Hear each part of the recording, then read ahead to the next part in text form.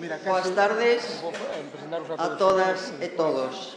Aproveito a ocasión para felicitar as organizadoras e organizadores non só pola organización da xornada, sino tamén por a boa elección e calidad de todos os relatores e relatoras. Pois finalizamos a tarde de hoxe ca mesa redonda, Museo e Territorio, a realidade galega, que vai moderar Xosé Carlos Sierra Rodríguez. Bueno, realmente Xosé Carlos Sierra Rodríguez non necesita presentación, xa que é unha persoa que é coñecido por múltiples facetas, como arqueólogo, historiador, museólogo e tamén como político, aparte de as numerosas investigacións e publicacións que ten ao largo de toda a súa carreira e que ainda lle quedan moitas.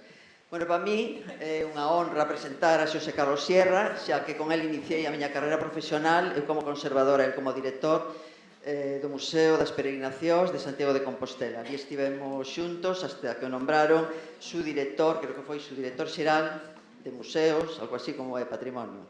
Non é así? Bueno. Dado que o currículum de Sierra moi amplio, entonces vamos a facer unha síntesis de todos de Xosé Carlos. É membro do Corpo Facultativo de Museos do Estado e do Corpo correspondente da Xunta de Galicia. Actualmente está xubilado.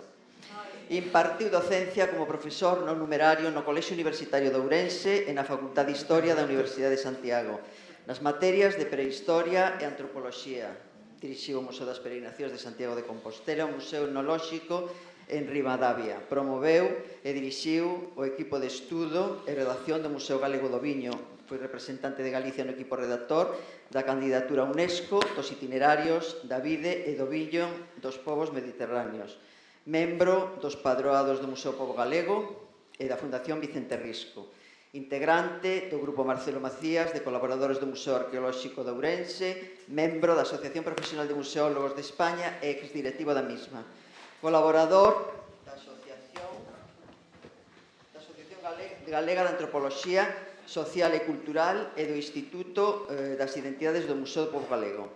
Membro de honra do Consello Galego de Museos.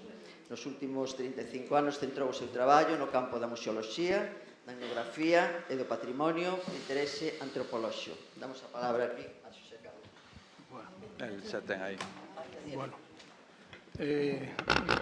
gracias, pero xa perdimos casi 5 minutos con este latrical. Bueno, tócame a min, que o único que non dixo Elena é que son moi obediente. Entón, dixeronme que tiña que coordinar ou moderar esta mesa redonda, cousa que vou facer. Como tamén agora correspondeme a min facer unha referencia ás persoas convidadas a intervir nesta mesa de debate, pois, lóxicamente, case, se vos parece ben a todos vos, fago un perfil moito máis reducido co meu, que sobraba case o 95% do dito, para que o fundamental que nos convoca e nos xunta a todos aquí hoxe é precisamente escoitar as experiencias dos convidados e despois dar un marxe o máis amplio posible para un coloquio. Entón, inicialmente, a intervención vai a ser pola orden que está no propio programa. Comezará Secundino García Mera, que é profesor de XB, mestre, xubilado, que, digamos, foi unha persona clave na configuración dunha experiencia en Galicia moi interesante, unha experiencia que dá para moito aínda en canto a súa reflexión do que significou e do que significa na historia da configuración do fenómeno museal neste país, que é o Museo da Capela, que é unha experiencia que nace dunha experiencia escolar, para configurarse como un museo etnográfico, pero no que, de alguna maneira, esa comunidade da que imos a falar, o que xa levamos falando todo o día, hoxe é unha comunidade de partida, pero tamén é unha comunidade de reencontro, porque a través do entorno dos alumnos desa experiencia escolar desenvolveuse unha experiencia museística inédita neste país e que aínda pode dar moito xogo se recibe os apoios pertinentes e necesarios. Despois seguiremos con Encarna Lago, que teño aquí a miña esquerda, que é xerente da Rede Musística Provincial de Lugo, que dirixe desde o ano 99 unha serie de programas de xestión dos museos da mesma provincia e que a través da Rede Museística de Lugo desenvolveu unha serie de actividades e programas, moitas deles vinculados a ese concepto actual da inclusión e da integración social que tanto está dando que falar neste momento, porque ademais é, digamos, na nova definición do ICON, que coincido con Luís Grau, en que é unha definición demasiado amplia para ter capacidade de ser, de alguna forma, normativizada no seu momento, pero que evidentemente está aí e temos que contar con ela. En terceiro lugar, interverá Lois Ladra, que actualmente é o director do Museo do Pobo Galego desde hai pouco tempo, pero que todos estamos enormemente esperanzados en que desenvolva con moito acerto e con moito éxito esta dirección, que parte dunha trayectoria profesional moi sólida e moi potente en experiencias tanto de programación e de intervención sobre o patrimonio arqueolóxico e o patrimonio etnográfico e antropolóxico, moitas delas levadas adiante e desenvolvidas en Portugal, particularmente na zona norte de Portugal, e que é persoa que ten moito que decir, moita experiencia xa acumulada a pesar da súa xuventude e que evidentemente vai aportar ao Museo do Pobo Galego todo ese acumulado, como din os climatólogos, empírico. E despois non falarei xa dos seus traballos, das súas investigacións e dos seus premios, porque prometín esa brevidade. Seguirá despois a intervención de Manuel Mosquera Cobián, que é conservador facultativo do Museo de Belas Artes da Coruña, que ten unha longa trayectoria neste centro, neste museo, onde desenvolveu unha actividade moi importante. É historiador de arte, exerceu como tal no propio museo, comisariando exposicións e participando en moitos dos estudios e catálogos que ali se desenvolveron e, polo tanto, coñece abondo este museo e, a pesar de estar digamos, formar equipo con un grupo de xente moi solvente no Museo Coruñés e formar parte do equipo da coordinadora deste coloquio, que é Angelina, directora do museo. E por último temos a Ramón Izquierdo Peiró, que é o director técnico do Museo Catedralicio de Santiago de Compostela, unha persoa doctor en Historia da Arte, unha persoa moi formada historiográficamente no campo da súa disciplina e que ten, a pesar de ser moi novo, ten unha experiencia solvente non somente na súa trayectoria ao frente do Museo Catedralicio Compostelán, sino tamén en outras experiencias como na Colexiata do Sar, no Museo de Arte Sacra de Mallorca, e en outras experiencias, e en algunha outra que supoño que nos fará de cara ao porvir, que vai a ser, si prospera, enormemente interesante. Por lo tanto, eu creo que con eso, digamos, máis ou menos podedes ter unha idea clara do perfil das persoas convidadas. Dixéronme que fixera unha breve introducción que tratarei de limitar ao máximo, porque o que interesa é, por unha banda, escoitalos a elas e a eles, e despois que no coloquio podamos estendernos un pouco máis sobre o que aquí se trata. Eu somente apuntar algunhas cuestións moi breves para centrar, digamos, o que podían ser comuns denominadores nas experiencias e nas actividades das que os convidados nos van falar. Por unha parte, digamos, é partir da idea, porque para falar de museos en Galicia hai que ter un elemento claro e un coñecemento definido de que é o que caracteriza a este país, a Galicia, en canto a súa trayectoria museística. E o que hai que, basicamente, resumir é que, independentemente das experiencias anteriores aos anos 40, e incluso algunha xa secular, que parte e arrinca do século XIX, o fenómeno museístico en Galicia como fenómeno generalizado, con un fenómeno tendente a unha normalización, e se digo tendente a unha normalización é porque esa normalización non está lograda, a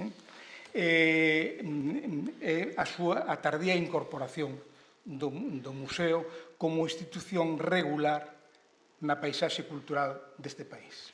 Realmente, hasta os anos finais dos 70, sobre todo na década dos 70, no tardofranquismo e xa despois na democracia, digamos, non podemos decir que exista unha imaxe clara da entidade museística na nosa sociedade, entre a nosa poboación, entre os nosos axentes sociais e políticos e entre o mundo mediático. Realmente, segundo o censo da Xunta de Galicia, non está totalmente actualizado, pero vamos, como vou dar porcentaxes, as porcentaxes máis ou menos non variarían moito, o 84% do que figura nese censo de museos e de centros museísticos en Galicia aparecen con posterioridade ao ano 1970. As entidades creadas despois de 1986 supoñen o 52% dese mesmo total. E as que se crean nos últimos 32-33 anos son o 41%. Estas porcentaxes sin contar con todas aquelas entidades que están promovidas, creadas ou que teñen unha existencia estable ou inestable e que non figuran no censo de museos da Xunta de Galicia. Por tanto, e que levaríamos a subir a cantidade de centros en este país a un 30% máis sobre o que existe no censo. Iso quere dicir que hai unha situación anómala na museística galega, unha situación de non normalización absoluta e unha situación que explica o porqué da disparidade de procesos, de casos e de secuencias no comportamento dos museos e todo da relación destes museos co patrimonio cultural do país. Evidentemente, falar en Galicia de sistema galego de museos non deixa de ser unha frase ou unha entelequia, porque realmente eu particularmente non aprecio no horizonte algo que pudera denominar como sistema galego de museos. Eso, evidente, non existe. Existen redes de museos, pero redes que basicamente veñen delimitadas pola titularidade e polo aspecto temático, pero non realmente porque existan accións ou axencias, acción social, no sentido de construcción ou de vertebración, de iniciativas compartidas, de acción cultural ligada ao tema dos museos, á marxen destas redes obxectivas, nominais, que son as das titularidades e as das configuracións temáticas. E iso, a parte da responsabilidade digamos, indiscutible que lle compre á administración pública deste país con competencias en materia de patrimonio cultural e museos en resolver ou dar un pulo decidido e estable ao museo como institución clave da modernidade e como institución incorporada plenamente á sociedade galega eso é unha responsabilidade de todas as administracións, tamén dos axentes privados, pero fundamentalmente das administracións públicas, de todas, ese cuadro, ese marco, aínda non foi adecuadamente vertebrado. Digamos que sería unha imaxe invertebrada, parafraseando o mestre Ortega. Entón, en ese sentido, é algo que hai que plantexar. Despois, como se vai falar de redes de construcción de comunidade, hoxe estamos nun mundo en que o concepto de comunidade está moi diluído como noción e como idea. Evidentemente, a noción de comunidade, digamos, descrita polo alemán Tönnies no século XIX, despois máis ou menos racionalizada, estudiada e examinada polo sociólogo Max Weber, seguidamente desenvolvida no campo do marxismo por Habermas e por outros autores moi relevantes, e hoxe, digamos, sometida a unha peneira crítica moi interesante por parte dunha figura que na exposición matutina do amigo Luis Grau aflorou de forma patente, que é Zygmunt Bauman, o creador desa noción de sociedade líquida, de cultura líquida. Evidentemente, hoxe, a comunidade tamén é líquida. Non existen xa comunidades permanentes, como as que podíamos detectar nos espacios rurais, onde o sentido de comunidade vinculada polos lazos de parentesco e veciñanza eran os que articulaban os procesos sociais, os procesos económicos e os procesos habitacionais deses espacios do mundo rural. Isto, evidentemente, hoxe está en entredito, non porque sexa cuestionable ou cuestionado, sino porque, evidentemente, a sociedade é outra e esta sociedade se está reconfigurando totalmente. Entón, para falar de construir comunidade a partir dos museos, evidentemente, teríamos que darlle moitas voltas ao asunto. Tal vez sería máis oportuno e máis viable falar de os museos asistindo ou ofrecendo a súa actividade e os seus servicios á comunidade. Construir comunidade desde un museo, isto é un problema xa moito máis complexo e un problema que non depende xa do museo como institución, sino que depende como se configuren e se vayan articulando as dinámicas sociais en toda a sociedade. Pero, bueno, eu creo que falei xa demais e, evidentemente, o que interesa agora é escoitar aos convidados e tanto o que os convidados plantexen como outras cousas, incluídas as que se falaron a mañán, podemos despois debatir, intercambiar coa palabra no tempo do coloquio. Portanto, se vos parece ben, cedolle a palabra ao amigo Secundino. Boa tarde, saúdos a todos e grazas por contar con algo que vai chocar con todo o que hai aquí, con todo o que se dixo e co que nos está rodeando. Vou aproveitar que Serra xa adiantou moito, polo tanto xa vou deixar prácticamente o que sería o inicio da experiencia. Cando alguén se achega ao Museo da Capela, o primeiro que lle dicimos, así para atacarlle forte, é que ese museo foi feito por nenos. Normalmente sorprende, non?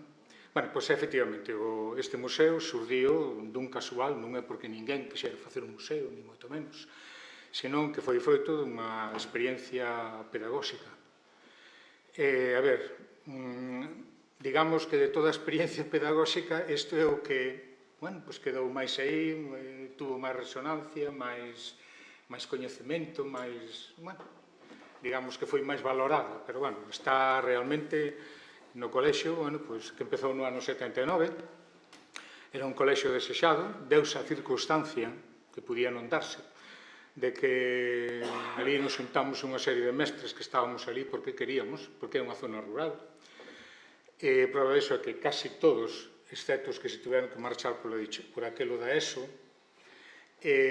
pois todos acabamos jubilándonos ali, non?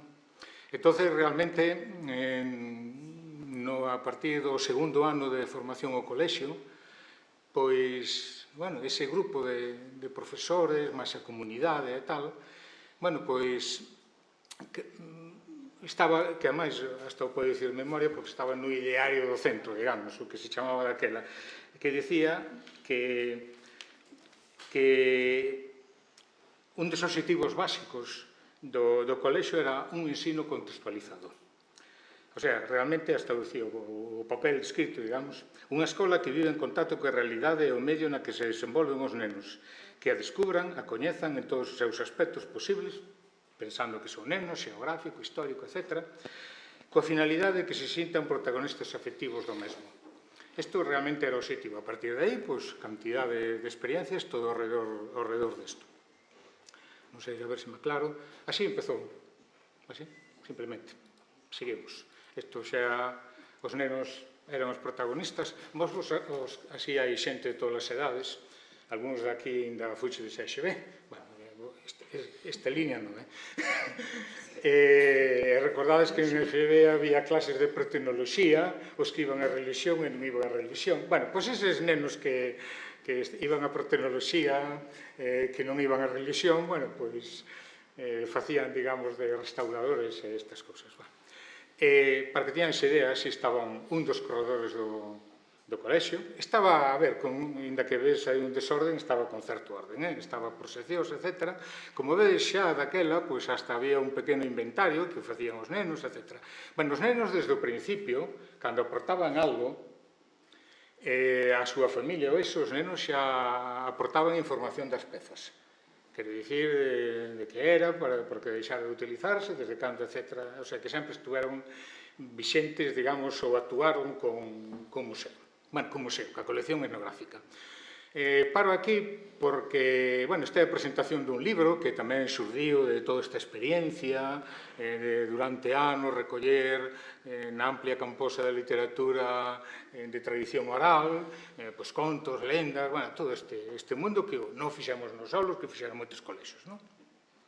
Entonces, digamos, por crear comunidade, o que sí deuse un fenómeno que ao mellor se pretendéramos non saía, pero que, aparte dos nenos do seu traballo, que eles consideraban que iso era seu, porque o facían eles e tal, está claro que a colaboración dos pais, dos veciños era imprescindible, e tamén a gran sorpresa, digamos, para os maiores, o sea, como reaccionaron os maiores, acostumados como estaban, ou afeitos a que esas cousas, pues, que non valían para nada, a cultura en xeral e a escola incluso en particular, de que, bueno, esas eran cousas da aldea que non tiñan cabida na escola.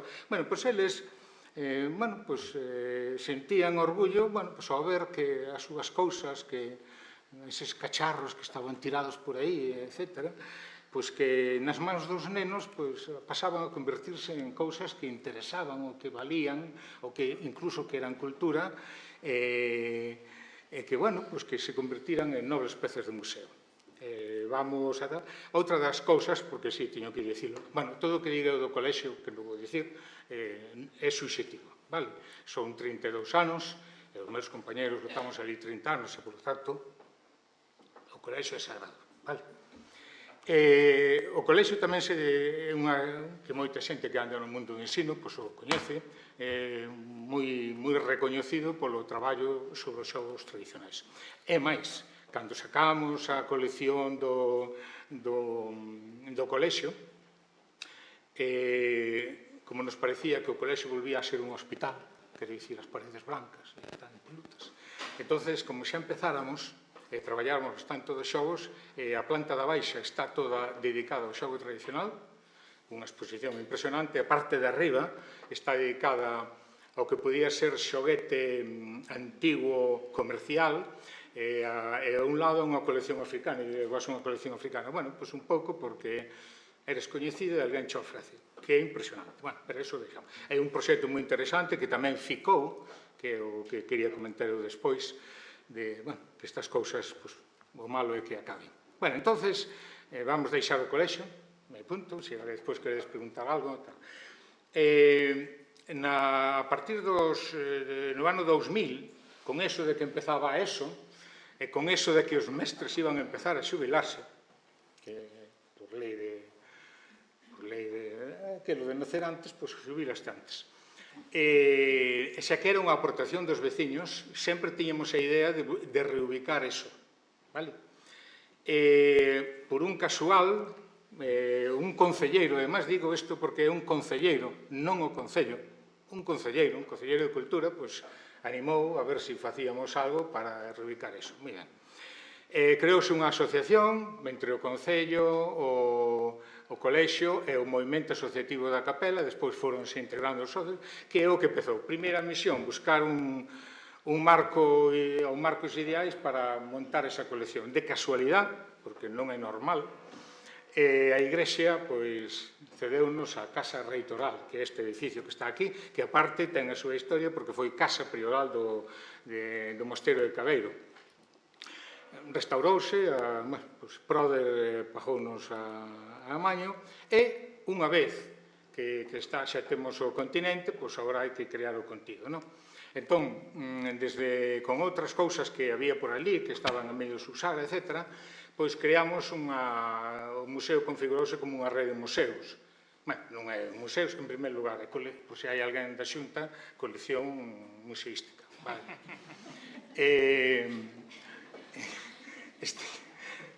Está configurado como a Casa do Pazo, o Parque Etnográfico de Sesín e a Escola. A Casa do Pazo, que é a sede central, o noso objetivo é realmente recrear a casa rural tradicional. Non só como vivenda, sino realmente como a unidade básica da sociedade rural. Ese é o concepto. Non vos enseño fotografías de dentro, porque senón non vades. Entón, así un día que vayades ás Fragas, vades por ali. O Parque Etnográfico de Sesín é como unha homenaxe a todas as persoas que se fala tanto de sostenibilidade, de como o home, o home e a muller, pero, o home en xeral, aproveita os recursos que o medio lle dá. Entón, aproveitando aí uns muiños que, por certo, por un proxecto de aqueles de Voz Natura, tamén foron os nenos os que abriron, digamos, o camiño para que isto salira adiante, está dentro dunha ruta, creo que moi interesante, moi visitada, é o da escola, xa que todo naceu nunha escola, e cando empezamos a tal, dixemos, caramba, é o que temos nas escolas unitarias, que? Entón, arrapañamos o que quedaba, moita documentación xa estaba no colexio, porque era obligatorio que a documentación a levaras para o colexio, para onde ibas as escolas unitarias. Moi ben. Entón, agora quería facer unha... Perdón, antes de eso. É igual. Unha reflexión, que esta xa que digamos, que xa se leu pola mañá, que, temos o continente e temos o contido. O contido básico era a colección etnográfica. Está claro que despois medrou, porque non as pezas grandes esas nos podías meter no colexio, etc. Moi ben. Entón, claro, calquera institución museolóxica, sea grande ou sea pequeno, pois ten que cumprir unhas funcións básicas. Coleccionar, o que pola mañá se leu aquí, que parece que está esquecido, documentar, investigar, preservar e conservar ese patrimonio, sobre todo nun museo etnográfico, e a divulgar, facendo todo eso. Eso obliga que cada museo teña que ter unha organización, e claro, aí entramos os grandes e os pequenos. Digamos, uns planos de actuación, de organización, por exemplo, a administración, ou a dirección, ou o que sea. Mantenimento e conservación, que sería a restauración. Mellor e ampliación, todos os museos aspiramos a ir medrando, como é este caso, desde que naceu hasta agora. Difusión e atención ao visitante. Moi ben, entón chega a conclusión, como resolvemos nós? Moi fácil. Voluntariado puro e duro. Así, sin máis. Nós non temos ningún empleado, ni nada disso. Digo porque, para que quede aí.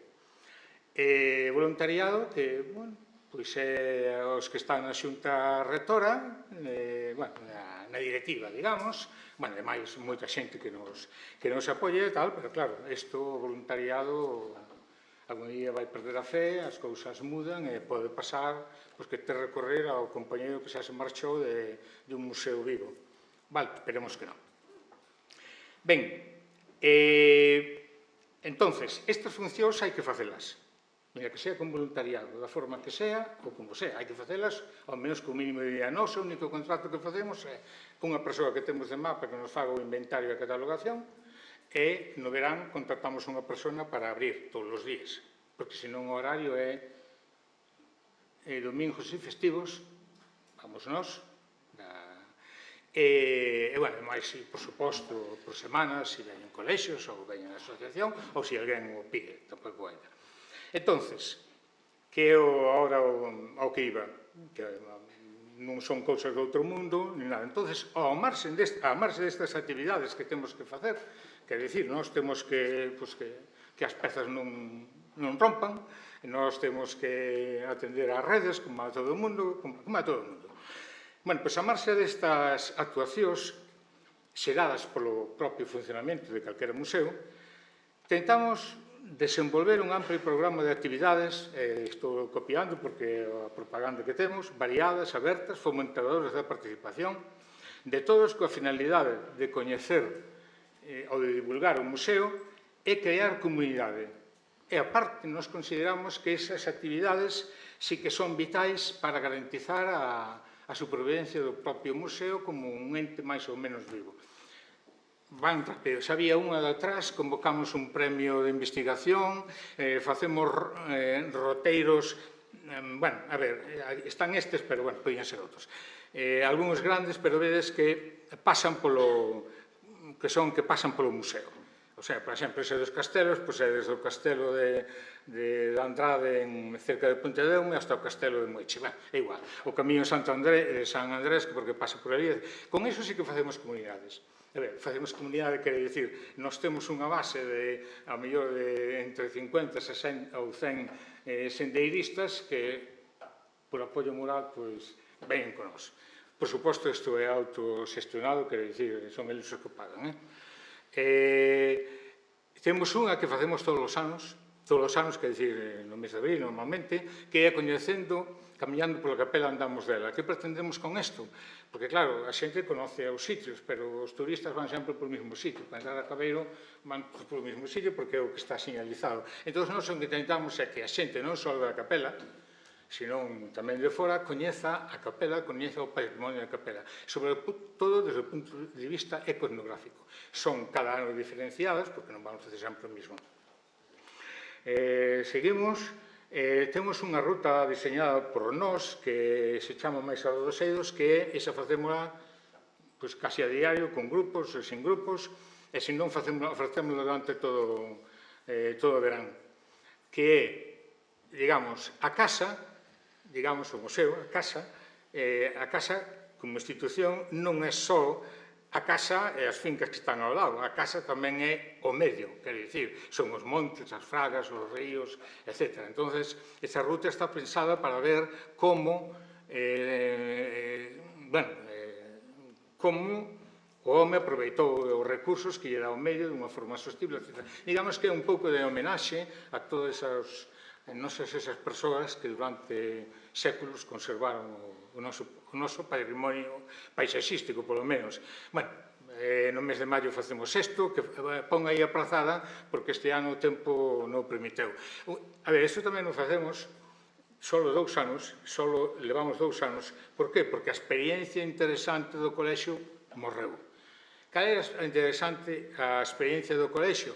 Que no colexio había un centro de interpretación de xogos tradicionais, entonces, todas as semanas viña un colexio e os nosos nenos eran os monitores.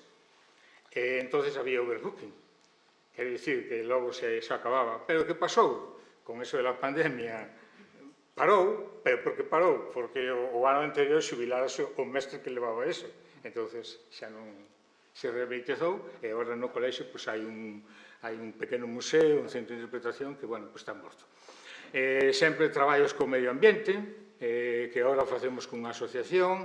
Estas son as dúas actividades máis grandes. Bueno, máis grandes quer dicir que máis traballo nos dan, que facemos unha feira etnográfica anual, bastante ben, este ano fatal, porque choveu, eso depende. Unha feira, nós intentamos recrear a feira tradicional. Damoslle moita importancia como centro estrella, pois sempre hai unha actividade, digamos, tradicional ou ben sobre unha artesanía. Este ano estuvo dedicado á cestería. Vale? E esta, que para nós é a estrella, esta sí que é a comunidade, que se chama Tal como éramos. Seguramente que moitos de vós coñecedes o de Santiago de Albá. Moi ben, o de Son da Aldea. E se non, tedes que ir, o primeiro domingo de setembro. É obrigatorio. A ver, hasta fago publicidade porque... Bueno, este é algo moi semellante, que consiste...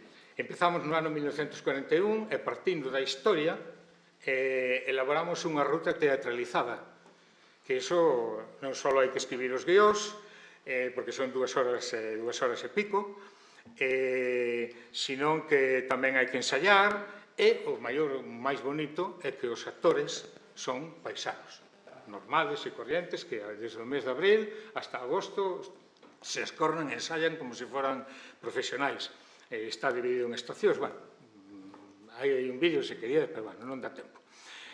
No mes en outubro facemos o do Soutelo, por recuperar unha tradición que era de recoller as castañas, porque no parque etnográfico temos unha curripa, unha urriceira, etc.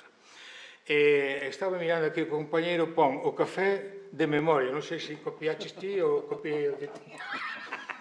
Moi bueno iso. O sea que as ideas son tal. Bueno, que anualmente, durante 4 ou 5 semanas, facemos unha convocatoria de persoas maiores nas que, co que hai no museo, nos contan as súas vivencias. Por suposto, gravamos, que é unha forma de documentación, etc. Ben, e acabamos, pois, o sábado, acabamos con estas xornadas. Vos observades que pon aí 19, vale? O sea, que non son actividades que están. Que esta actividade está con unha que xa me corrín, que era, bueno, corrín que escapou, que era o do premio de investigación. Entón, os traballos premiados nas bases está que se presentan en relatorio nunhas xornadas, unha breve presentación, e que se publican nunha revista, que neste caso é esa deste ano, que vedes que para un colexio como a nós, un colexio que a deformación é total. Para un museo como o noso, manter durante todos os anos, ano tras ano, e non fallamos nunca, a edición dunha revista, bueno, é un pouco tal. E acabamos porque sabedes que no mes de decembro hai que presentar a xustificación das subvencións. Vale, entonces aí ficamos. E se me permitides unha observación, porque non lo comentaches ti. En Ferrolterra hai moitos museos e desde hai ano e medio estamos traballando todos facendo como unha rede, unha asociación de museos nas que estamos todos estes e que xa lle insistín e animeinos moito a que formen parte deste Consello deste Consello Galego de Museos e nada máis. Se queres preguntar despois.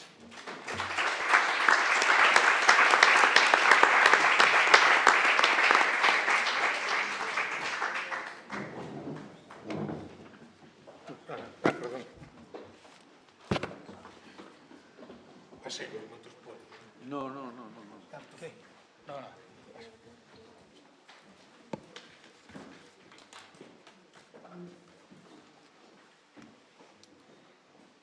Bueno, boas tardes a todas e a todos. Moitísimas gracias, presidentas, porque son as dúas, a presidenta do Consello e a presidenta do Consello de Cultura Galega e do Consello de Museos. É unha honra ter dúas mullerazas ao fronte de dúas institucións que están aí esforzándose por sacar o mellor de cada un de nós. Gracias, Angelines, a culpable de que hoxe este aquí. Xa lle dixen lucense, si me chamas bon, e por eso bon, ainda que che dixen que tiña que estar en Valencia, pero estón aquí. Quero mandarvos un saúdo en nome de todas as compañeiras e compañeiros da rede museística, algúns andan por aí, especialmente a miña compañeira, a directora do Museo Provincial de Lugo, xa que do que vimos a falar é realmente dunha aventura dun grupo de persoas que levamos 26 anos, bueno, tú 17, casi 18, maioría de idade, non? Donde nos cuestionábamos, é dicir, hai moitas maneiras de enfrontarse á vida, non? Entón, unha é que pasa, que podemos facer, fagámoslo. Díamos claro que somos funcionarias, que somos servidoras públicas e que cando non hai motivación hai motivos. E os motivos precisamente estaban na cidadanía. Estaban na cidadanía e estaban nas persoas, e estaban nun territorio cunha identidade, cunhas características propias e, sobre todo, no valor dunha palabra. A mí me gustaría que estuvera o señor de Museos Vivos aquí, que non está, pero estás o da capela. O valor da palabra museo. É dicir, se tú vas a comer a un restaurante, se che pos restaurante sabes que podes comer, e se pos tasca sabes que podes tomar unha tapa, pero non podes comer como se comeras un restaurante de 5 estrelas. Quero dicir con isto que o museo é un museo. E se nos gastamos tanta enerxía en definir e en adaptarnos á realidade, é porque ese museo ten que cumprir unhas funcións. Non porque sexa un capricho, senón porque é unha realidade. É dicir, o museo que non investiga non é un museo, é un almacén de obxetos. Un museo que non conserva non é un museo, é un almacén de obxetos mortos. Un museo que non difunde e educa non é un museo, é un almacén de obxetos mortos e inertes. Isto que quere decir? Que calquera outra cousa, obviamente, merece a pena conservar, cuidar, porque efectivamente dentro de cada un de nós podemos decir que temos un museo. E efectivamente dentro de nós, se facemos a nosa excavación arqueolóxica en capas, cada un de nós somos un museo, pero cando falamos da institución museo público, somos museos e hai unha legislación que cumplirse. Así que ás veces parece que legislamos para non cumplir. Quen é o que controla a quen legisla? E que o que é, se eu vou a ir outra vez á hostelería, se monto un restaurante e non cumple as medidas higiénico-sanitarias, mas pechan. Se tú tes algo que se chama museo e non cumple as medidas e as funcións que ten que cumplir un museo, tamén te pechan.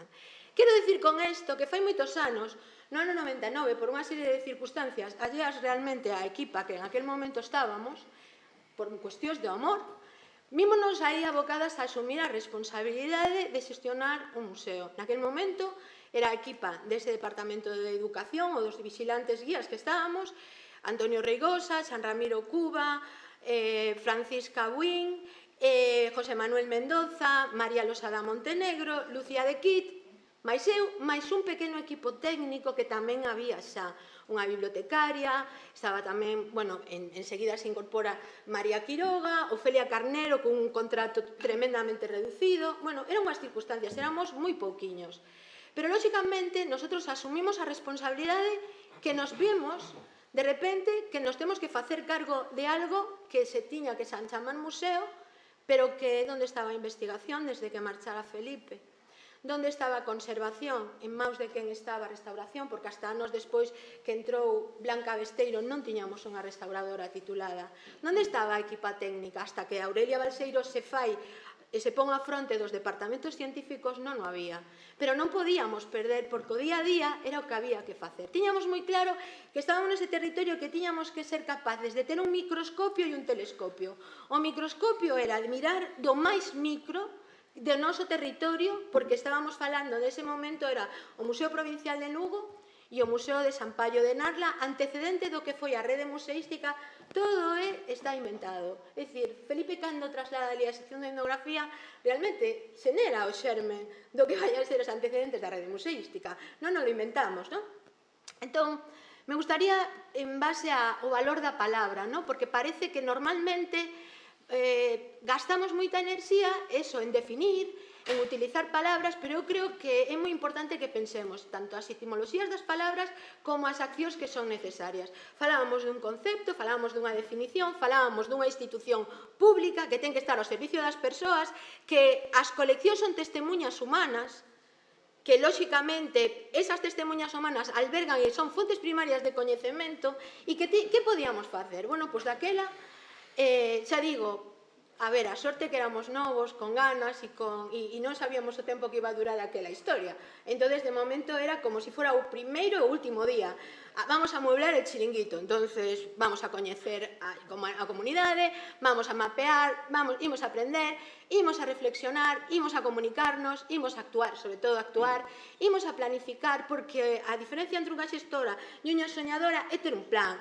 Vimos a priorizar, se non temos pasta, que podemos facer hoxe, que podemos facer mañá, porque a mellor xa mañá non temos mañá, porque sempre somos marionetas do destino político, nun momento dado te quitan, te ponen, hoxe estás eu sigo sendo un posto directivo con C1, é dicir, sigo tendo a mesma categoría profesional que tiña cando asumín a xestión de os dous museos, o sea, é dicir, o destino é ese, non? Bueno, vamos a informarnos, imos a compartir, imos a colaborar, imos a comprometernos, vale? E en base a eso, Accede, Crea e Disfruta, parece que xa estábamos inventando o que iba a ser, o que está actualmente en boga de a intención actual de que salía o Plan de Dereitos Culturais. Entón, tecendo comunidades dende a rede, Museo, Territorio e a Realidade Galega. É dicir, a comunidade non é un feito abstracto, son persoas, ni máis ni menos. Son persoas e a maneira como esas persoas, en función dos intereses que as unen, se relacionan. E a maneira como o museo, porque pode un museo crear comunidades en profesionais? Isto é o que me pregunto. Pode ese museo vivo, morto ou o que sexa, crear comunidade con quen? Efectivamente, a mellor para determinados, porque eu me enfado co tema da palabra, sino, pois a mellor para algunha iglesia, para algún recurso, para algún centro de interpretación, pode ser algo que serva, pero non para a palabra museo. Sin profesionais non se crea comunidade. Sin profesionais formados, que teñan os valores da ética, da técnica, da empatía, que saiban que a técnica é algo que teñen que ir adquirindo día a día, constantemente, que non estamos aprendendo, non somos sabedores dos valores absolutos, porque temos que estar constantemente. Bueno, por que a museoloxía social e por que a rede museística como unha constelación de persoas iluminando zonas oscuras? Non vos podes imaginar as zonas escuras que tivemos que pasar. É curioso, nós como comunidade de profesionais temos luces e sombras, nos encabronamos, nos enfadamos, nos tal, pero que maravilloso poderlo facer, porque iso quere decir que o museo, ese sí que é un museo vivo, cheo de xente, de persoas que traballan aí, que se enfadan, que se engañan, que queren, que tal, que acertan, que nos equivocamos, pero somos persoas. E en ese camiño, nos, o primeiro do que fixemos nesa folla de ruta, era mirar hacia onde queríamos ir, que ao principio non nos admitíades. E era o Consello Galego de Museos. O Consello Galego de Museos nace en 1990 e hasta 2001, acórdome que foi en Melide, donde hai esta foto. Este foi o inicio do museo que traballa pola comunidade, a primeira comunidade que queríamos, e é a importancia, por iso quero dar as gracias deste encontro hoxe aquí. A miña compañeira Blanca anduvo sondeando, facendo arqueoloxía no outro día, no noso querido Museo de Pontevedra, e yo comentaba antes a directora, intentando saber quen traballa nos museos, non porque señamos unhas cotillas, simplemente porque queríamos isto a importancia do Consello Galego de Museos é que algo que temos que agradecerlle tanto a Sierra como a Felipe, é dicir, esa xeneración que entablou unha relación humana que agora as profesionais que traballan nos museos nos faltan. Estou vendo aí a María Xosé, naquel primeiro momento cando fomos que como nos abriran a porta para entrar. E naquela reunión entramos a formar parte do Consello de Museos. Hoxe falaba o meu compañeiro Urbano do que é o público cautivo. Lóxicamente, a primeira comunidade, o que decíamos, o do público cautivo ou a comunidade escolar. Pero as comunidades tedes que ofrecer algo que lles interese. Entón, dentro da comunidade, empezamos ca comunidade escolar, empezaron as xornadas de formación ao profesorado, empezaron as xornadas de formación ao profesorado que beneficiaban ao profesorado, xa que lles daban os puntos para os seus cuatrienios, pero a súa vez viñan profesionais de todo o Estado español, co cal tecemos xa unha rede con profesionais que, además, que é o que caracteriza tanto o equipo técnico-científico que depende da Aurelia como todo o resto do equipo que dependa directamente da xerencia? O afecto. O afecto e a confianza. Aínda que nos enfademos, pensad unha cousa, que me recordo en pandemia, e agora mesmo están vindo a Vicky, cando alguén un tempo despois dixo que pasada de museo, que máis me quedei foi cando facía desas actividades online, o sorriso do afecto. Ben, estas son as comunidades, e traía, porque me puxen, isto de ser bella, me puxen esa necesidade de aprender aquel primeiro curso de arte galega, donde tamén serviu para tecer redes, donde tecemos redes ca universidade, para precisamente que a universidade viñera a formarnos, pero tamén en igualdade, non sendo ratiños de India, é dicir, se trata de que non isto de que mi tesoro, senón que somos un centro de coñecemento, temos que compartir ese coñecemento. Por eso, tanto o noso arquivo como a nosa biblioteca, estamos en software libre, compartindo que vamos os erros e os acertos, a xenerosidade está en compartir o que temos, seña bon ou seña malo. Estas son todas as nosas comunidades que fomos tecendo. Antes falaba Sierra do tema de inclusión. Vamos a ver, nós, a parte do valor da palabra e de poñer a lupa en que pasa, que podemos facer, fagámolo, o que está claro é que somos unha provincia totalmente con 67 concellos, totalmente con un montón de aldeas, con uns problemas de comunicación impresionante, e unha das cousas que hai é o problema de acceso. Pero o problema de acceso e accesibilidade non se refire só ás persoas con discapacidade, se refire á falta de acceso á cultura que ten un porcentaxe moi alto das persoas da nosa provincia. E a primeira preocupación é a nosa. Entón, o que falábamos era valor da palabra e cumplir a lei. Cumplir a lei é darlle ás persoas os dereitos que teñen. E isto non é demagoxia, non é que ahora vengo, non. Accesibilidade é a primeira palabra, é acceso. A integración son as ferramentas que buscas, porque tú lle podes abrir a alguén a porta aí, pero se non lle dices, ou non lle axudas, ou non medias, non vai a servir para nada. A seguinte palabra é a inclusión, que non é todo nada. Eso, cando escuitedes eso de museos para todos, o que para todos non é para ninguén. E despois, a igualdade. Traballar temas de igualdade, intentar cambiar o relato, intentar cambiar as investigacións, non autorreferenciarnos, onde buscamos as fontes, é dicir, traballar tamén na investigación educativa para tratar de buscar e de acadar outros resultados.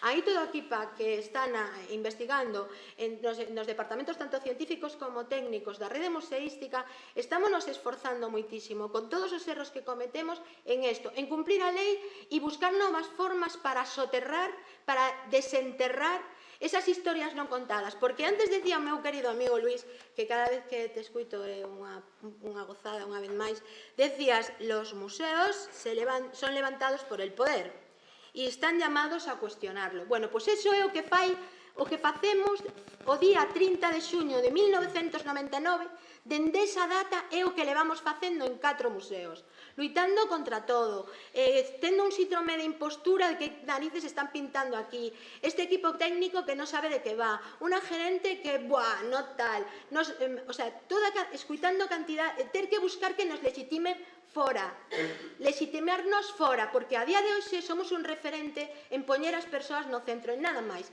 Nin temos cartos, grandes orzamentos, nin temos nada, pero temos unha cantidade, un patrimonio humano, 64 persoas que traballan en 4 museos que día a día demostran o que é ser funcionaria e funcionario, servidor e servidora pública, nunha institución, cada unha no seu papel, que podemos investigar mellor, que podemos facer acción educativa mellor, efectivamente, pero que no camiño está isto, cumplir a lei, puxen un momento e quería facelo así, sin que o lerades, para que tamén poñer o foco. Cada ser humano é único, singular, distinto, diferentes, pero non somos desiguais. Todos temos os mesmos dereitos. E isto é unha peza dun escritorio do Museo de Lugo que outro día caese atravesada polo cravo de sine iure, sen dereito. Cando non traballamos pola nosa comunidade, o que estamos é negando a capacidade de dereito á nosa cidadanía. E isto, construcción de dereitos, tedes moitos dereitos para coller na folla de rota da vosa vida. Tamén entender que os museos somos profesionais, coleccións, edificios e comunidade. Se algunha destas patas falla, non é un museo. Tédelo claro, verdade? Non é un museo. E podemos tomárnoslo a broma e podemos, es que ahora soy esto e ahora monto tal. Non é un museo. E non se pode utilizar gratuitamente as palabras, vale? Sobre todo porque por responsabilidade das persoas que ofrecemos o noso traballo, vale? Este é a equipa, son 4 museos. Por que unha rede? Tampouco é un invento institucional. A rede naceu porque un grupo de funcionarias da Deputación Provincial de Lugo, farta dos modelos de insostibilidade que había, deciden propoñer a Deputación o 30 de xuño do 2006 a creación da rede museística. Publicase no boletín en 30 de setembro dese mesmo ano e preséntase en algo que para min estou moi orgullosa, que é este coloquio galego de museos que se celebrou en Lugo, donde debatíamos prácticamente o mesmo de hoxe. Museos, espacio e discurso. Vale, ali se presentou naquel momento a rede museística como fórmula, porque cando eses espacios teñen que pechar porque non hai persoas, sempre hai fórmulas. Un museo grande prestando servicios aos pequenos. Antes víamos o depósito do País Vasco. Ese depósito ben pensado, como decía Felipe, podía axudar a moitos pequenos museos a ter zonas precisamente de almacén, que é un dos grandes problemas que temos. A nivel de como está a situación dos museos galegos, bueno, os que non coñezades os nosos museos, tedes que ir. Tema de discapacidade. A lei dice que o 10% das plazas que se convocan teñen que facerse a reserva das persoas con discapacidade. Ollo, non teñen por que ser solo subalternas. Quero dicir, poden ocuparse tamén outras accións. Como só teño 3 minutos, unha cousa, hai que detectar o erro, perdón, detectar o erro dende a comunidade. É a mellor... Estive a falar de facer xuicios, non? Unha museoloxía que cambia o discurso, a nova museoloxía e unha nova museografía, que todo está inventado, as actividades de a guerrilla de palabra. Creo que como profesionais, sobre todo agora vai destinado aos máis novos, sí que vos pediría que traballedes como palabreiras e palabreiros da cultura guayú. É dicir, aprender a traballar dentro dos conflictos, pechar os ollos, acceso e integración. E como xa teño, me pon aquí ao final. Isto eran documentos históricos para decir que se o museo é accesible, xa no ano 66 nos mandaron e nos dixeron que o fóramos. Chin, chin, pero me pon a ir ao final, un momentiño, solo unha cousa final. Non teño tempo, pero... Sí, pero quería acabar, ainda que só fora... Bueno, estos son camiños, os camiños de proxectos que se están facendo no territorio. Cara onde imos? Camiñamos cara a novos modelos de museos participativos, empáticos e sostibles. Por favor, tamén a palabra empatía, traballade a alteridade. Os novos retos, as persoas sempre no centro, e aquí... Querido público, o ego. Cando empezades a traballar nunha institución, cando traballades nunha institución, ou cando vos estedes a punto de xubilar, ou incluso cando vos xubilades. Un dos grandes problemas que temos como comunidade de profesionais, como comunidade en xeral, é o ego. Os focos non nos deixan ver o público. E tamén isto, problemas de parexa. Non me escuchas? Artista, público, non te entiendo. Comunidade e sociedade, Ronsel de futuro. A mí me gustaría que de hoxe aquí e da situación que puiden ir estes días vendo, escuitando dos profesionais, dos problemas que están aí latentes, de estas jornadas xurdira este banco de peixes, o sea, todas a un, vale?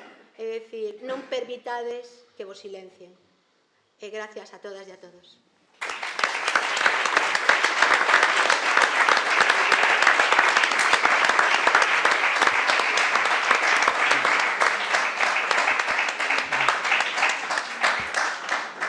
Gracias, e pasamos a palabra a Lois Ladra. Hola, boa tarde, grazas por estar aquí, grazas aos dous consellos. Bueno, teño que comezar polo básico. Eu aínda non levo 2 meses no Museo do Pobo Galego, entón non esperedes que vos conte moito de moitas experiencias nesta nova casa.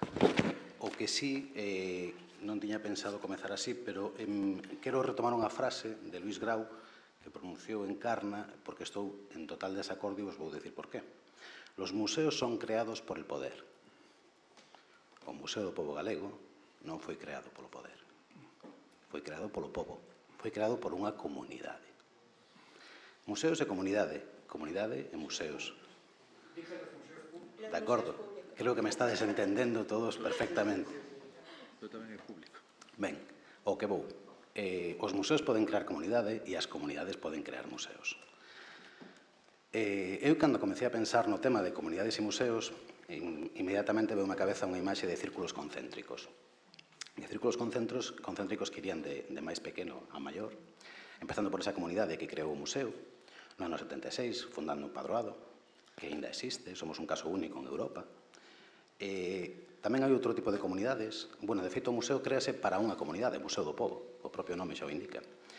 E, ao mesmo tempo, nós temos que contextualizarnos na comunidade local. Nós somos veciños de Santiago, estamos aquí, estamos traballando co barrio de San Pedro, ca zona de Bonaval, pero tamén somos un museo que nos queremos proxectar cara ao exterior. Somos un museo do pobo galego e unha das liñas prioritarias que a mí me gustaría encetar e desenvolver é a liña da cultura, da lusofonía, o ámbito portugués e o ámbito internacional. Creo que por aí temos moitísimo potencial. Evidentemente non teño unha variña máxica e non se fan milagres e os recursos son os que son e son moi limitados.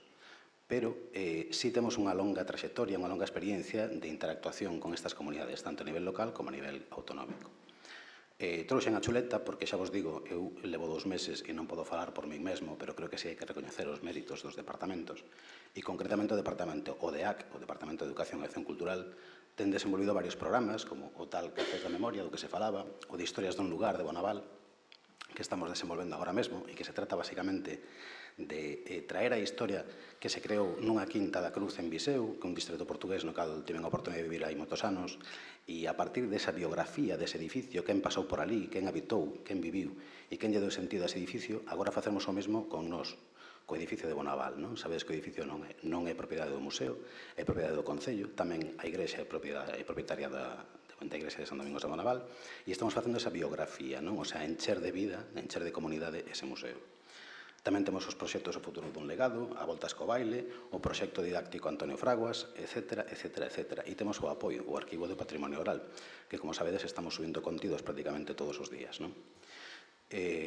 Eu vou quedar por aquí, porque así xa vos quedades con unha idea xenérica de todo isto. Son máis partidario do diálogo que do monólogo, pero, bueno, quería retomar o punto inicial, que precisamente o que dá significado ao noso museo é a comunidade. Tanto a comunidade que o creou no seu momento, que veu da baixo para arriba e non da arriba para baixo, como a comunidade que nos debemos, que é o pobo galego. Moitas gracias.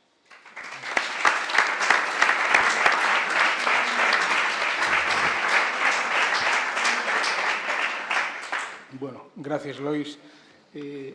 Espero que no coloquio, da súa brevedade, con o Museo do Pobo Galego é un elemento do que fluín moitas cousas importantes que no coloquio volva a reaparecer esta importantísima institución. Paso ya a palabra ahora a Manolo. Bueno, hola, boas tardes. Bueno, primeiro agradecer a invitación a participar neste coloquio. E despois, bueno, saíron moitísimas ideas todo o día, tampouco é cuestión de estar repetindo moitas das cousas que saíron, pero, bueno, o contexto do Museo de Belas Artes, un pouco, cando na introdución de Sierra falaba de cando nacían os museos en Galicia, bueno, o museo naceu en un decreto en 1929, abriu no 47, bueno, realmente, como museo con capacidade de intervir na comunidade, de poder levar a cabo un traballo moderno do museo, foi prácticamente a partir de 1995 con a nova sede, non? Antes, pois, bueno, un labor importante de persoeiros como Seijo Rubio, con outros directores que hubo no seu momento, pero era de unha precariedade total. Fixeron colección, fixeron, bueno, un legado que está vivo hoxe en día no museo, pero hasta que entra nesta nova etapa o museo non pode decirse que cumpla todas as funcións que están recoñecidas na lei e que ten obriga de representar, non? Bueno, como estamos falando moitos de memoria e moitos levamos moitos anos traballando nos centros, que, bueno, quitando Lois, pero, bueno, xa ten tamén un bagaxe cultural importante. Cando se empezou esta nova etapa, un dos problemas que había é tamén como organizar o museo. E unha das cousas que fixo desde a dirección foi, bueno, o Departamento de Documentación, Conservación e Difusión, pero eu penso que se fixo unha cousa importante que foi que todo o mundo traballaba en algo desos departamentos. Se traballaba dunha maneira moi transversal.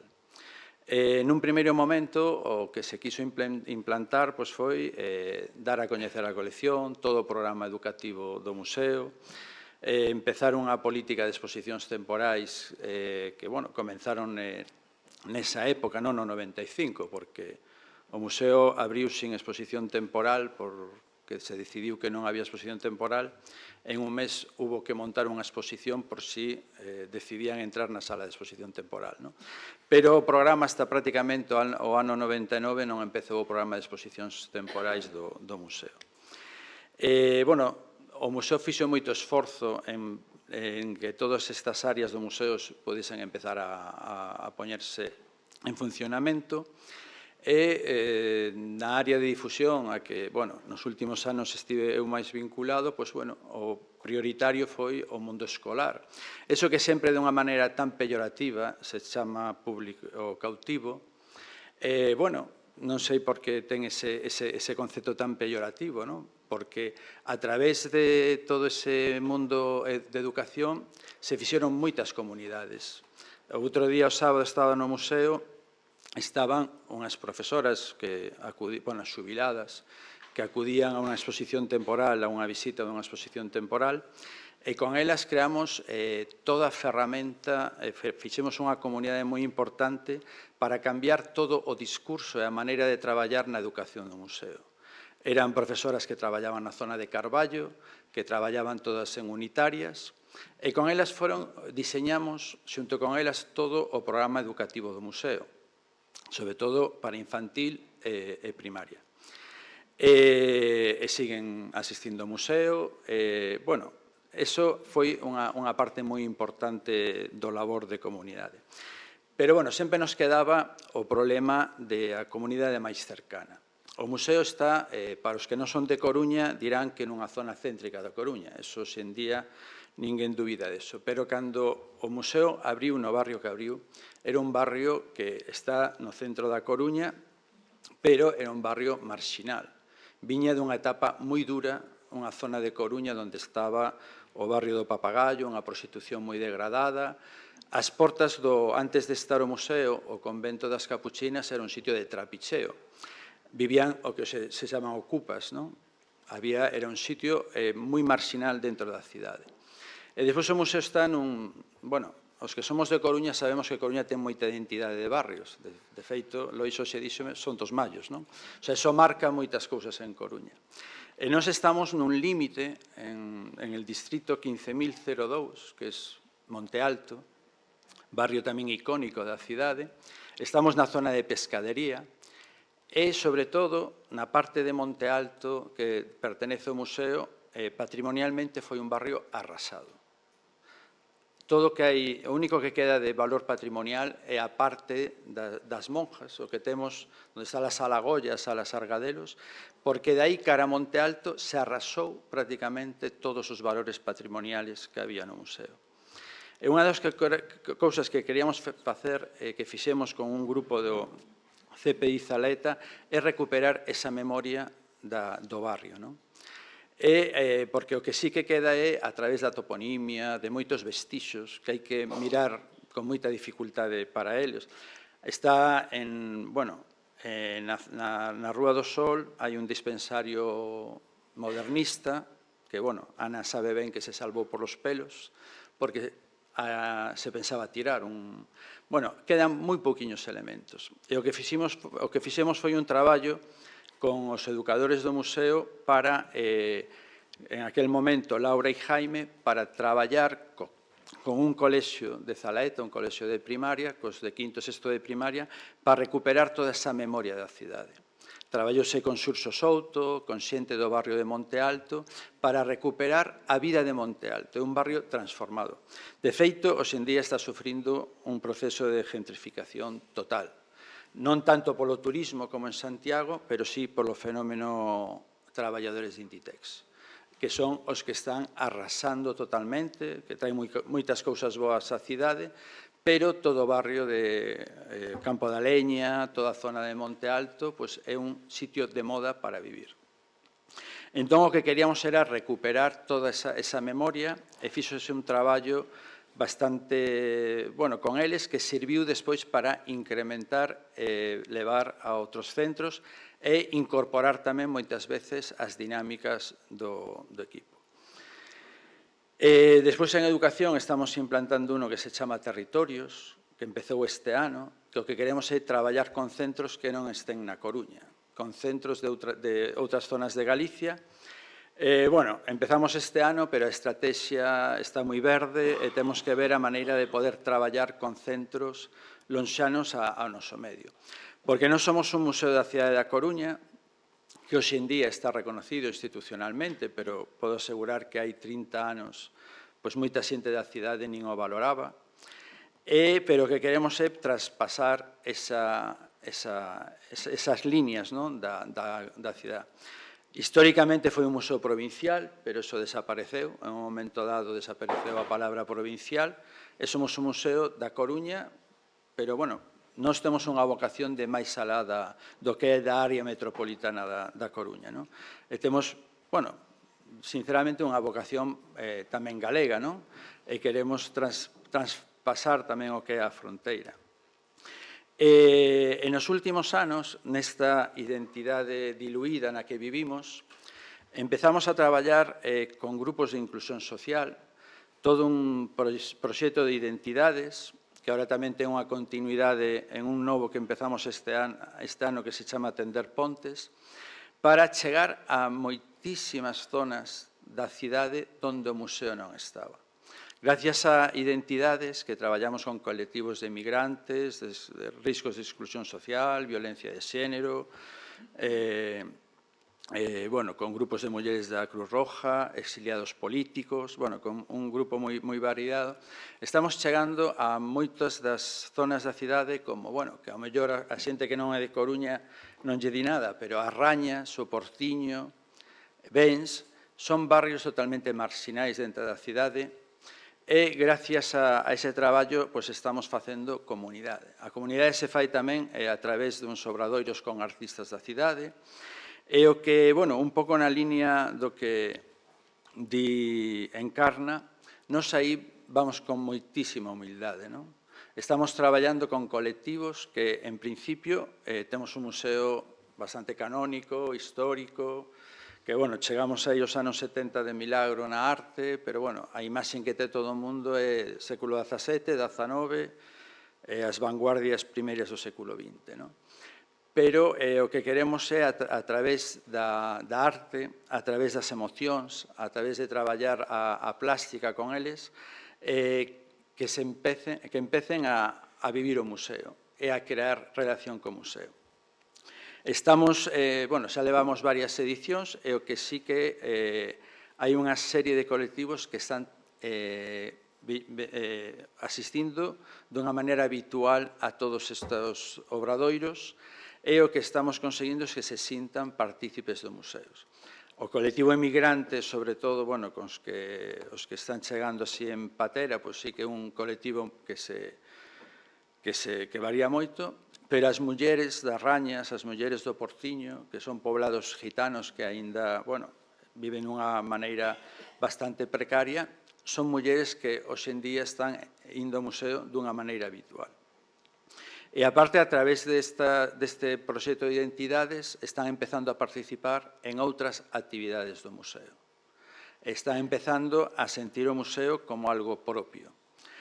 A idea é esas comunidades que se podan integrar no museo, non tanto para transmitir un saber, todo o coñecimento de investigación que ten o museo, que tamén o ten, sino para que sea un lugar, un espacio para vivir. Tendo Pontes, que empezamos este ano e temos que facer agora a valoración do programa, o que quere xustamente que todos estes colectivos veñan ao museo para unha tertulia, para unha charla, o que se trata é que eles digan que queren do museo. E outro día Sara comentábame que, claro, que o obradoiro acababa con un café, con un té, que onde dábamos o café, o té, o que foise.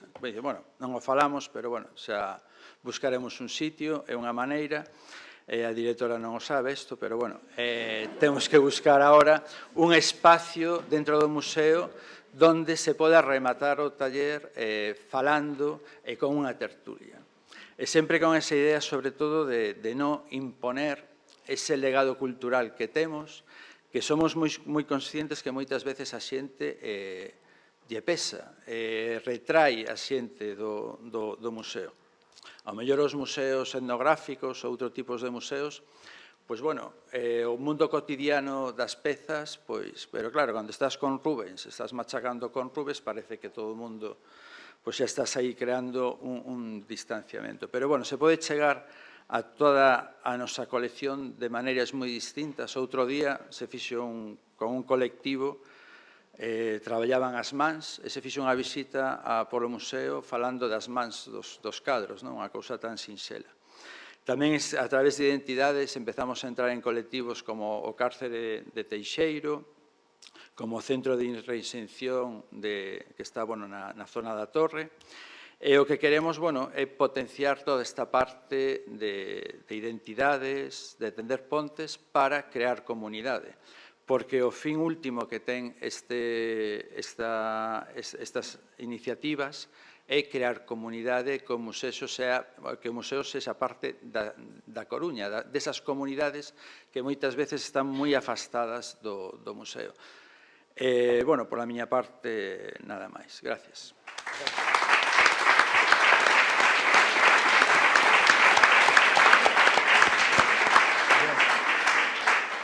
Pasamos a palabra a Ramón Izquierdo, a última intervención, e depois pedimos así que sintetice máis que poida para que o coloquio.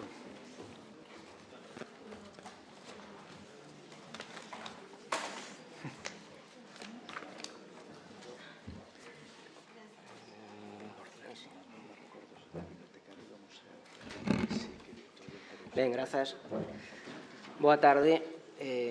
Pois nada, antes de comenzar, agradecer e felicitar o Consello da Cultura Galega, o Consello Galego de Museos, pola organización desta xornada. Coido, como se ten comentado ao longo do día, que a consolidación desta actividade anual, iniciada o pasado ano, ten grande importancia para o conxunto dos museos de Galicia e para os profesionais que nos desenvolvemos neles. Moitas veces facémolo en circunstancias complicadas e cunha forte implicación persoal pola nosa banda. É unha cuestión que sempre caracterizou os nosos museos e que, aínda que pasen os anos, pois segue a ser así. E pola miña banda, continuando co sinalado polos compañeiros de mesa, tócame falar da realidade dos museos de titularidade eclesiástica de Galicia, os cales pois teñen algunhas particularidades e especificidades respecto a outros, sobre todo, no que ten que ver coas súas coleccións e modelos de xestión. Estes museos, moitos deles cunha longa historia, en moitos casos aínda sen profesionalizar, conservan unha parte importante do noso patrimonio cultural e incluso, gracias a esta historia, figuran co recoñecemento como museos desde a publicación da Lei 7/2021, aínda que apenas teña actividade na actualidade. Polo tanto, a primeira característica que presentan estes museos de titularidade eclesiástica e, por conseguinte, de xestión privada, é a súa diversidade.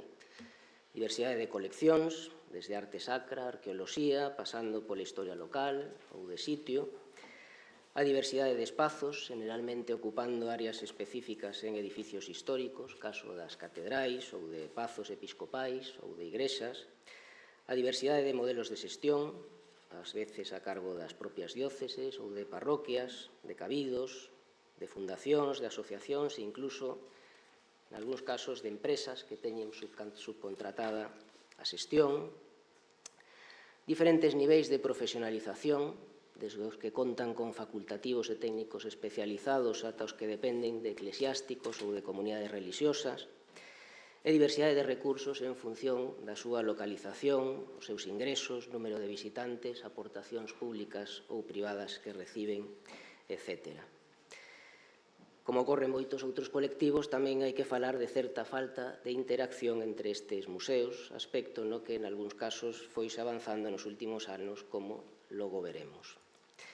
En total, hai 13 museos de titularidade eclesiástica rexistrados en Galicia, inda que, como decía, non todos cumpren os requisitos marcados pola Lei de Museos e Centros Museísticos de Galicia.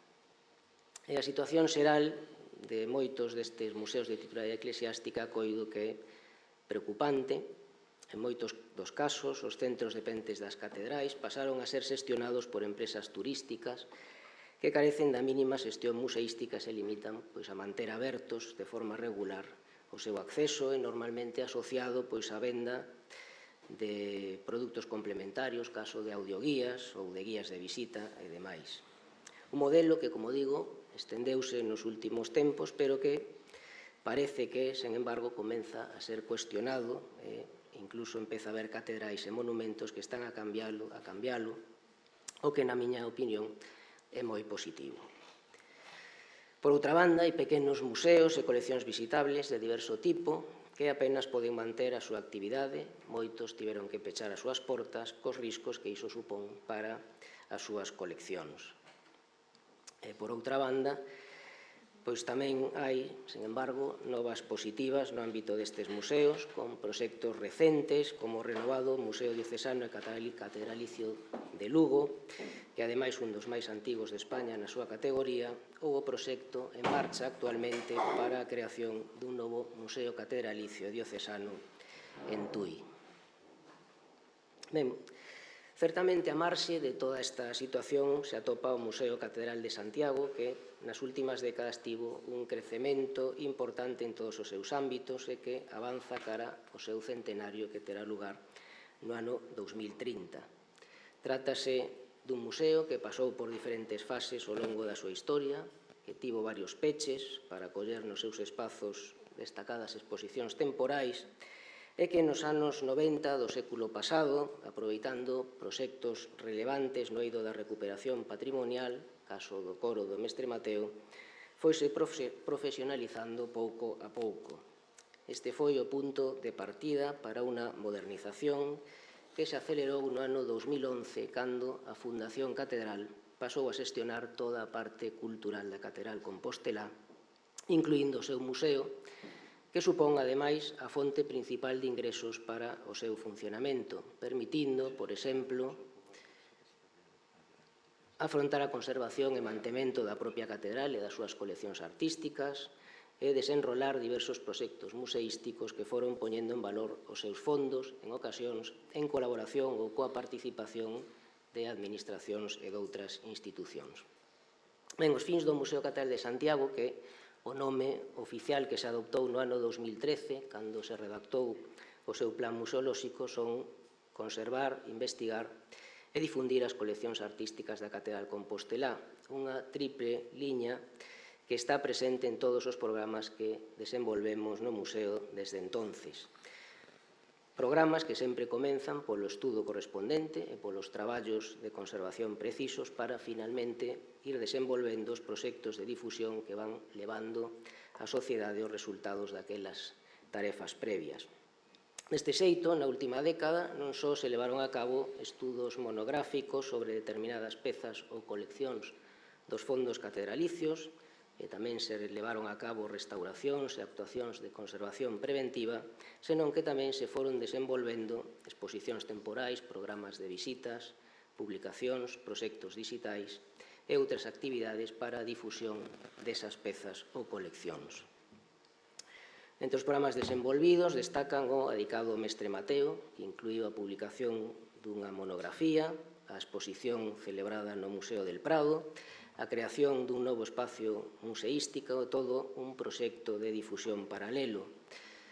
A colección de tapices, que conta con varias publicacións e artigos de investigación publicados e uns espazos expositivos renovados, ou o proxecto do Panteón Real Compostelán, unha nova museografía, unha publicación monográfica e un proxecto específico de difusión. Tamén prestamos especial atención ás exposicións temporais, tanto propias como en colaboración con outras institucións, en espazos do propio museo, tamén fora del, entre elas, por exemplo, Hospitalitas, aínda aberta ao público nestes días e que trouxo a Galicia por vez primeira o proxecto de Las Edades del Hombre. E, por fin, prestouse especial atención, sobre todo, tras a pandemia, ao ámbito digital. Realizamos digitalizacións de pezas, levamos a cabo vídeos e outros materiais divulgativos, todo elo a disposición nun completo repositorio digital que é a páxina web do Museo, museocatedral-de-santiago.gal. Aquí teñen presencia todos estes proxectos comentados e algúns máis. Ben, tanto a legislación galega como as políticas en materia de museos nos últimos tempos, se falouse moito hoxe, en particular nesta mesa redonda, prestan unha especial atención ao traballo en rede, un campo no que se nos presentan oportunidades de colaboración entre os museos en función dos seus posibles puntos de conexión, pois tanto territoriais, por tipo de fondos, por modelos de xestión, etc. No que se refire aos museos de titularidade eclesiástica da cidade de Santiago e por impulso, neste caso do propio Arcebispado e da Fundación Catedral, estamos a desenvolver o programa Compostela Sacra, co que se creou unha rede de museos que non só comparten unha institución titular ou uns fondos similares e complementarios, senón que se empezou a configurar un programa que pretende potenciar unha parte importante da historia de Compostela e de Galicia e do seu patrimonio cultural. Este programa aproveita a experiencia e a estrutura de xestión coa que conta a Fundación Catedral e xa conseguiu en pouco tempo reabrir o Museo da Colexiata de Sar, que estivo pechado durante décadas, e, ademais de facer que este museo sexa de novo visitable, empezou a deseñar e desenvolver novas actuacións neste museo, que abandonou ese bello nome de Museo de Arte Sacra de Santa María Real de Sar, polo de Musar Museo Colexiata de Sar, unha nova imaxe, unha páxina web, unha publicación monográfica que nos fala da súa historia e do seu patrimonio e, por fin, un ámbito digital no que se está a traballar en como era este lugar tan significativo para Compostela no século XIII, cando traballaron ali os artistas herdeiros do mestre Mateo. Tamén a través deste programa de Compostela Sacra, na actualidade estamos a traballar na creación, tras décadas de espera, do novo Museo Diocesano de Santiago, que ocupará a súa sé de San Martiño Pinario, axudando tamén a conservar e dar a coñecer este importante recurso cultural da cidade, o tempo que se investiga, se conserva e se difunde o patrimonio cultural da diócese compostelá, que se atopa parcialmente en risco polo progresivo abandono de igrexas ou capelas dentro dun amplo territorio. Por o demais, pois estes museos son como calquera outro, coas súas mesmas necesidades e particularidades, e, polo tanto, tamén estamos abertos á colaboración con museos de distinta titularidade. De feito, pois o Museo Catedral de Santiago foi, xa hai anos, o primeiro de titularidade eclesiástica en ser admitido en ICOM, forma parte do Consello Galego de Museos e tamén representa os museos privados de Galicia no Consello Galego de Centros Museísticos. E xa para rematar, tamén quero falar do labor que se desenvolve no conxunto de España no ámbito destes museos de titularidade eclesiástica que se atopan nunha situación semellante aos galegos. Desde hai uns anos conta cunha asociación, a Asociación de Museos da Igrexa, que está a impulsar entre os seus socios, que son uns 45 museos polo momento, o proxecto Musei, Museos da Igrexa, para traballar en rede e aportar solucións conxuntas a necesidades comuns. Por tanto, xa para rematar, tal e como vimos ao longo desta xornada de hoxe, e como pretendíamos co seu título, Museos en Positivo, tal vez nunca tan mal estivemos, pero demóstrase que traballando xuntos é posible ir cara adiante en procura dun mellor futuro, pois somos necesarios para a sociedade e creamos comunidade. Nada máis, moitas grazas.